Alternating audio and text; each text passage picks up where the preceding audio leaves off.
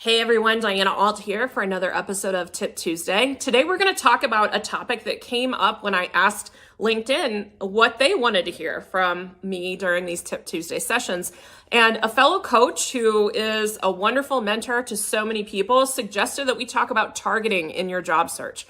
So today I'm going to talk about why you should target to just a very small set of roles, ideally just, a certain type of role, like you could smash project and program manager together most of the time, instead of casting a wide net. The scarier the economy feels and the longer you've been in your job search, the more likely it is that you feel like, I want to open myself up to more opportunities. Why can't I be general? Why can't I just make a generic resume and then apply to a bunch of different things?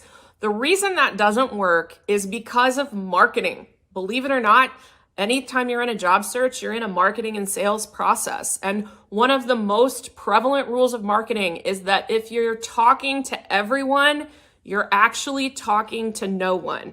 It's impossible to write an effective resume whenever you don't have a target. So I encourage you to pick a target and run with it. And if you don't get any results after a while, then either check and see with a coach or with a friend that is involved in hiring, is my resume actually speaking to my target? Is my LinkedIn speaking to my target? Or consider broadening your target just a little bit. But do not try to do cast a wide net. Do not try generic resume and just applying to a million types of job. It does not work very well at all.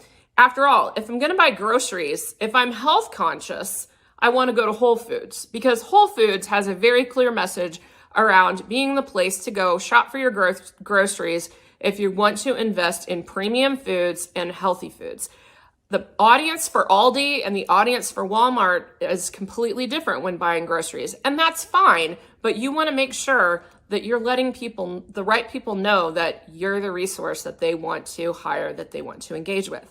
That's it for Tip Tuesday. I look forward to seeing you next time.